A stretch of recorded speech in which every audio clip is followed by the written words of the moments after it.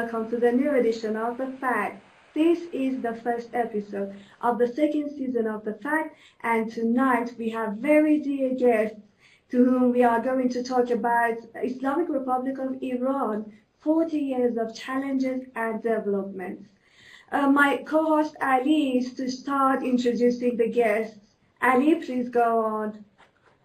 In the name of God, I would like to thank you and thank every one of you for actually accepting our invitation and coming to this new episode of The Fact, the series that has been active in concerning international matters since few years. We have different respected guests in this episode. We have Mr. Shabir Hassan Ali from England, and also our friend Tobias Fenning from Germany, and also another guest, Miss Fatima Bida from Iran. Well, as you know, it has been 40 years that our revolution has come to existence, and I would like to ask our friends, starting from our dear guest, Mr. Shabir Hassan Ali, for the first question. What was the difference between our revolution comparing to other revolutions in the world? I think when looking at the Islamic Revolution in Iran, it needs to be looked at as a real, genuine revolution that actually fought and removed American hegemony from within Iran. I mean, if we look at Iran pre-1979, we know that Shah was completely owned by America and by Israel. I mean, Sarak in those days was essentially run by Mossad and CIA, and it was committing all sorts of atrocities against the people of Iran.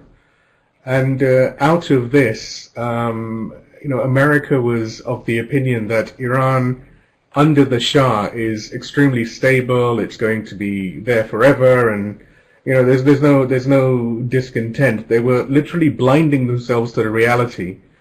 But all throughout this, even long before 1979, some people say from 1953 when Prime Minister Mossadegh was forcibly removed by CIA, some say from 1963, it doesn't matter when. But for a long time there was a movement of the people that had joined itself to Imam Khomeini and the other members of the Islamic Revolution bloc. And there was information being sent by Imam. And initially, of course, we know that the revolution didn't necessarily want to overthrow Shah. They wanted to reform Shah.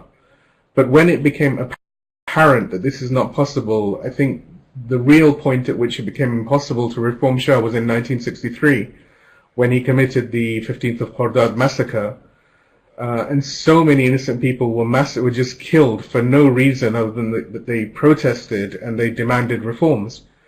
At that point, I think the die had been cast. And what makes this different is if you look at the way the Communist Revolution, the French Revolution, on the surface they look very similar. They were a response to despotic power.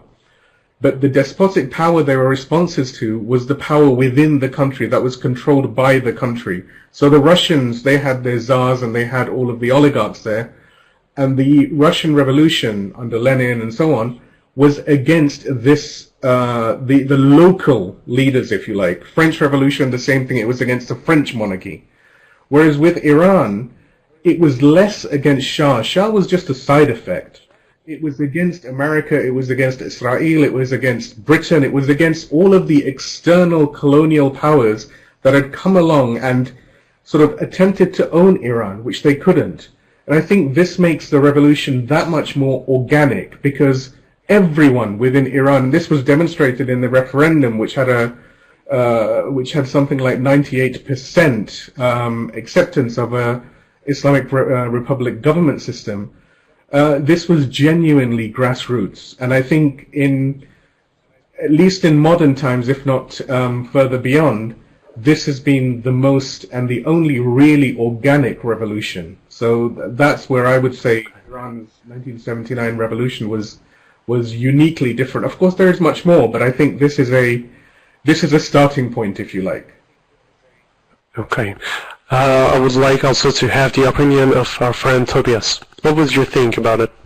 I think that the Iranian Revolution is more or less part of one of many revolutions which we have seen in the last 100 years, and it's basically something which we could also see in other countries. I think that there is a major anti-colonial movement.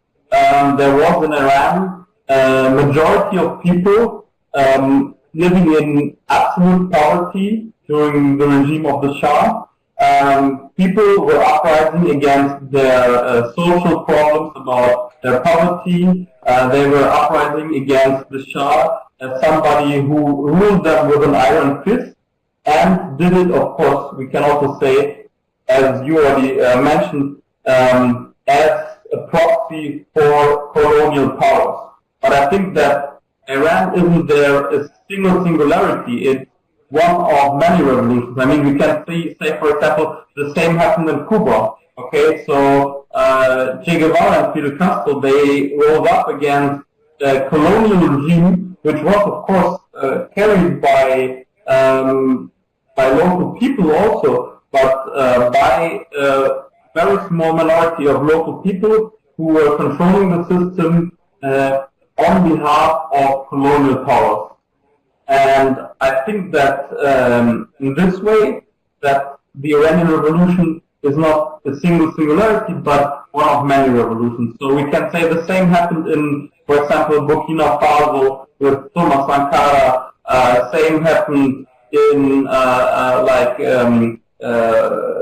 South Africa. The same happened in many other countries and on many other occasions. And I think it will continue to happen as long as specific nations like the US, like European colonial powers are behaving like they do, and they are trying to just extradiate the resources from countries on behalf of their wealth, on behalf of the wealth of maybe the single person, most wealthiest people of these countries. I mean, the same we can see right now in Saudi Arabia. And I think just a matter of time in future until we will also see uprising in countries which are behaving that way, like colonial powers, like puppets of colonial powers.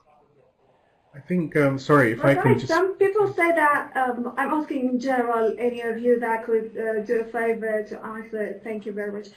Some people say that the Islamic Revolution of Iran was just a response to the economical situation inside Iran, and it didn't have this big expanded international, global, political issue.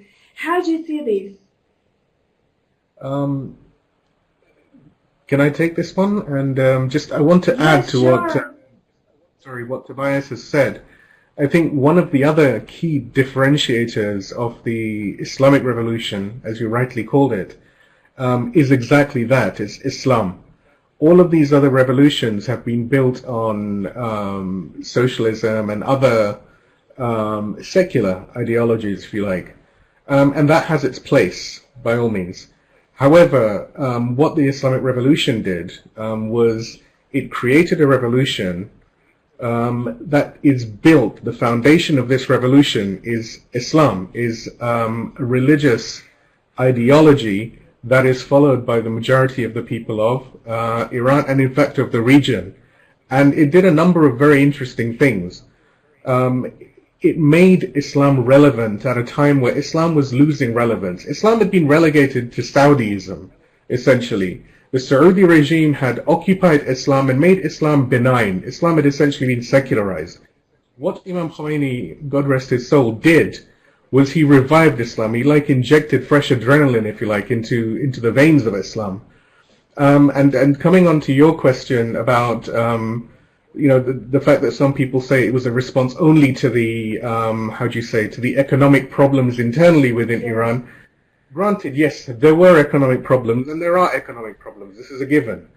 But what we also have to understand is that it was more than economics. a revolution of this nature cannot just happen on one, if you like, foundation. There has to be an economic aspect, a sociological aspect, a cultural aspect, and a political aspect, and a religious aspect, which binds them all together. If it's just economic, fine. Shah turns around, talks to America. America says, fine, reduce the taxes, do this, that, and the other. Halas, it's finished. If it's a cultural-only revolution, then Shah says, okay, fine, everyone can wear hijab and everyone can do whatever. Finished, revolution is dead. If it's just religious, Shah didn't have a problem, just like, Saudi Arabia doesn't have a problem with someone being religious. They have no issue with someone being religious. It's when they take religion and bring it into all the other arenas. That's where they have a problem. And this is what Shah was trying to do with his white revolution, with the immunity that he was giving to the Americans and foreigners, with the way that the oil revenue, which is the rightful right of the people of the country, that was being siphoned away. The way that the economics, again, were being controlled by elsewhere, the way foreign policy was being controlled by outside, where the Iranians had no independence. And this is why one of the key slogans that the revolution had was Istiqlal, Azadi, Jamhuriya Islami, that independence, freedom, and Islamic Republic. And this is also important. We have to analyze even this title of Islamic Republic. Iran could have turned around and says, we want to be a democratic republic, or just a republic, or a socialist republic, or whatever.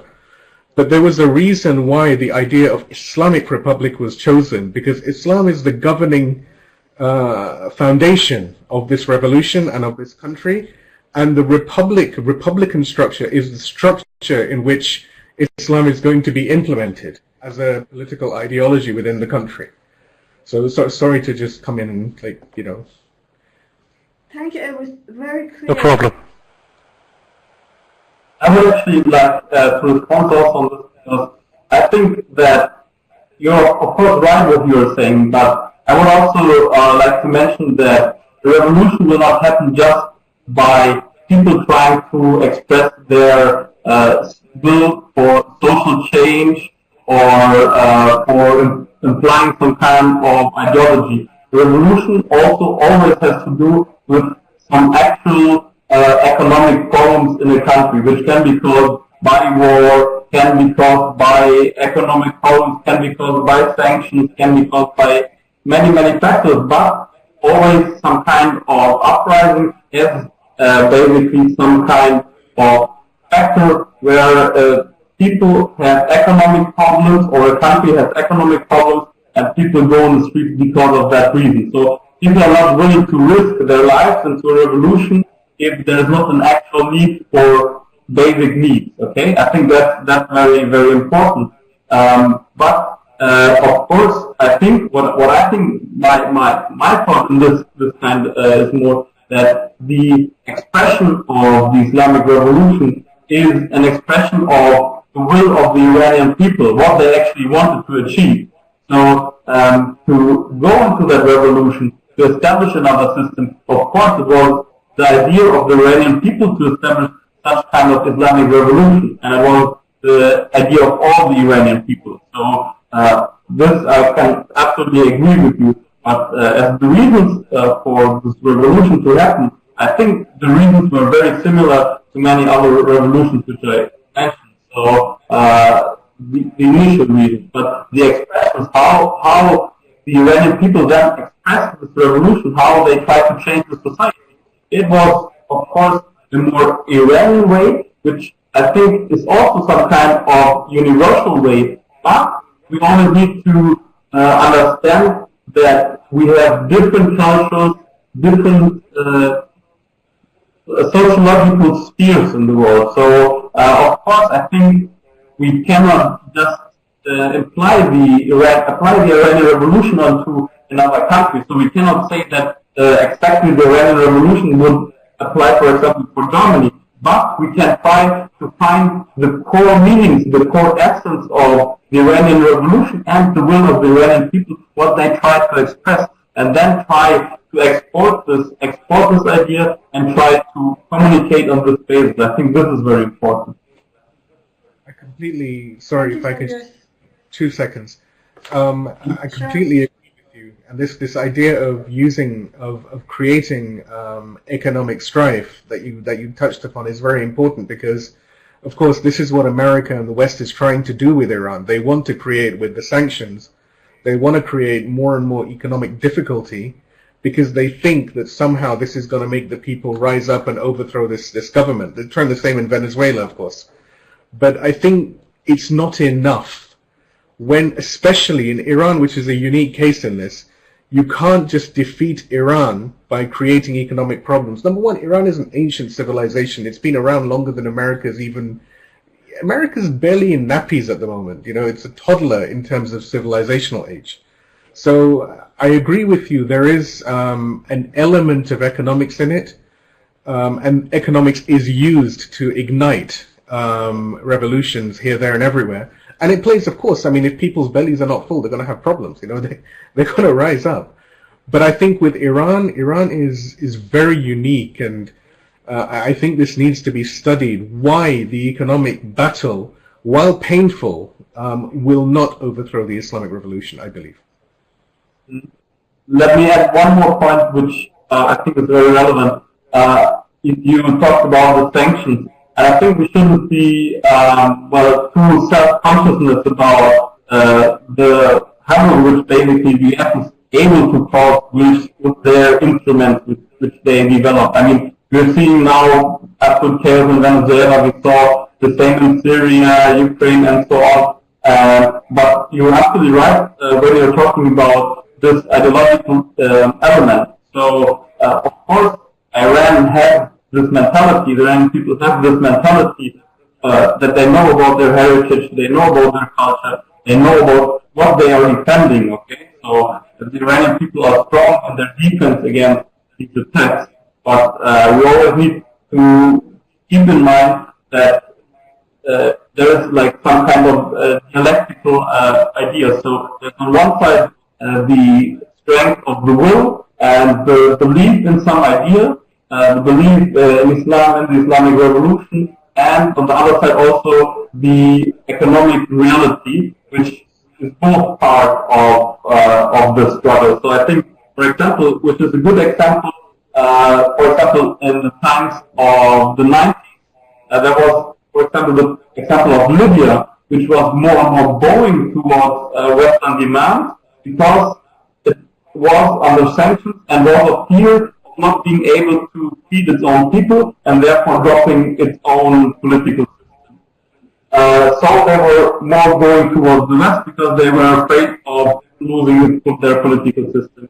The same happened in North Korea in the DPRK, and there something different happened. People were so strong in their belief that they were dying rather of hunger than going towards Western sanctions and Western imperialism. So I think this has very much to do also with the Iranian idea, the Iranian people who are rather willing to suffer a lot than willing to go to Western imperialism. But we always need to be sure that we're understanding the actual danger which is there, you know.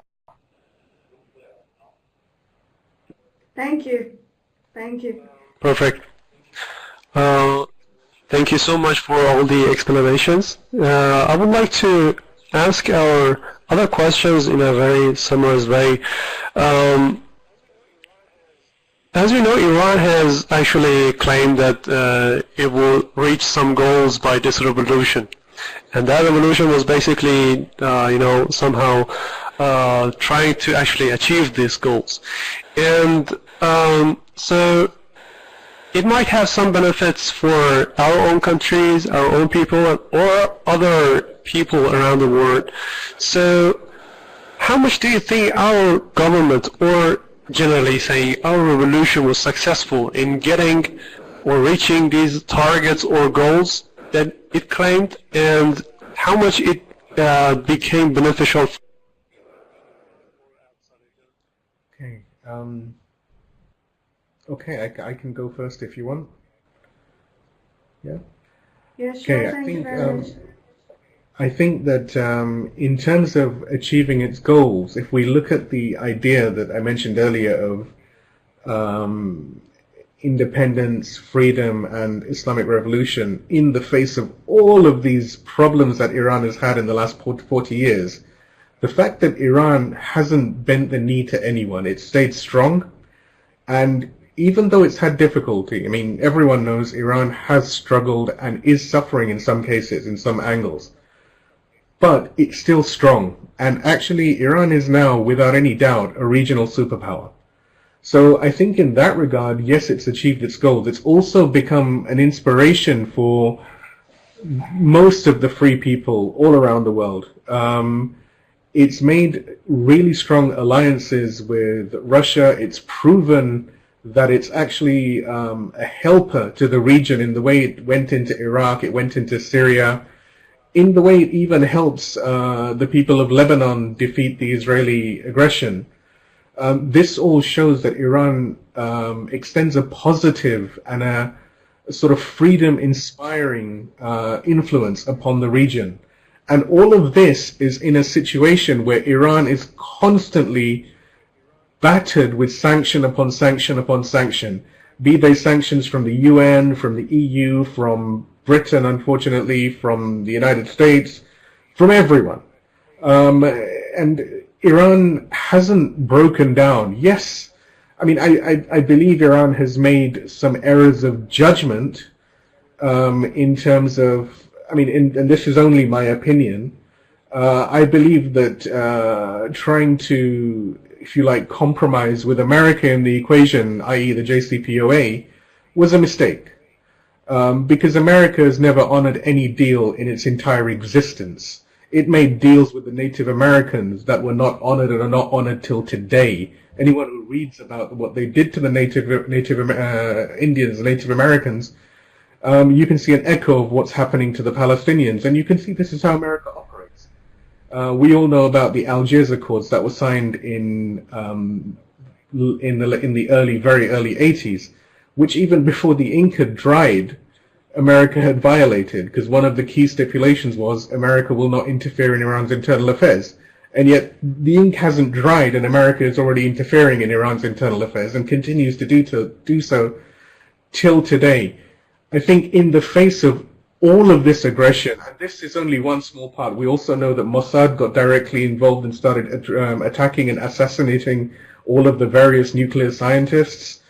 We know that, of course, Mossad and Israel, America, all of these people, Saudi, of course, we know now, were responsible for attacking people who are allied towards Iran in Syria, in Quneitra, in all of these places.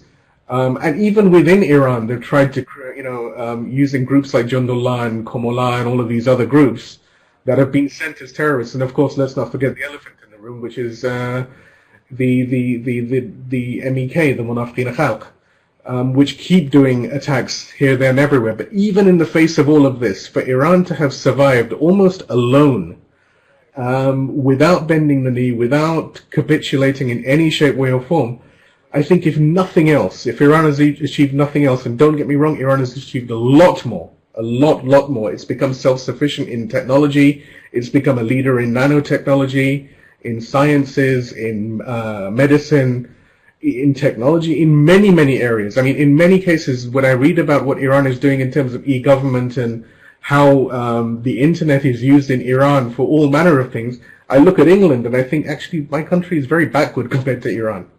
And Iran is thought of by the West as this backward place where, it's like Aladdin and all of these things, whereas it's not. Iran has stayed strong. It's done what Iran always does.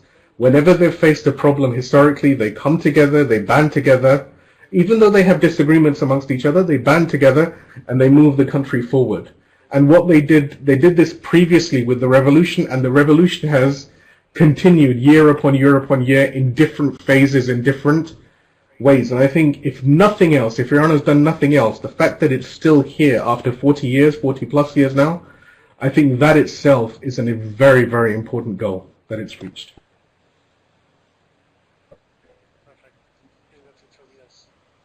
I think that Iran has been extremely successful in the recent 40 years after the revolution. I think that the main problems which were targeted by the revolution were actually more or less resolved, but not completely. Okay, so if we think about the problem of lack of education now, of course, Iran has a good education system. People have education now. I mean, people could not even properly read and write during the time of the Shah. So the majority of people were living in unbelievable poverty without education. And if we're looking at now, at Iran right now, then we're talking not anymore about like 90% of the people who were poor, like it was in the Shah time, but now there may be 10% of the people who are poor or even less. But I think still some kind of poverty exists. So I think in this way, Iran is still trying to achieve one of its goals to completely eradicate poverty. And of course, we all need to keep in mind that everything which Iran does is under regime of sanctions, sabotage, Western countries, and all these problems which Iran is facing. So another important aspect you already mentioned was the question of independence of the Iranian policies and the Iranian foreign and domestic policy. I think the revolution absolutely achieved now that Iran is completely independent from any other country to make its own decisions, to decide what is right for its people. And so in that way, I think the revolution was absolutely a success. And I think also from the economic perspective, we always, as I said already, need to keep in mind all the problems which Iran had. The war against Iraq, the sanctions, everything which happened after the revolution, which is still continuing to basically, in many ways, trying to destroy the economy of Iran. Still, there are many high qualified products coming out from Iran. Iran is really trying to push forward and develop its own economy. And I think what we see right now, we see like also I think there's this great bridge in Tehran which was built by a female architect, a young girl from the city. All of these achievements which were built, I think nobody could have thought about 40 years ago when they were still living under the regime of the Shah. So I think that Iran has been very successful, and it's a question of the Iranian people if they are able and they're willing to continue this path. Thank you.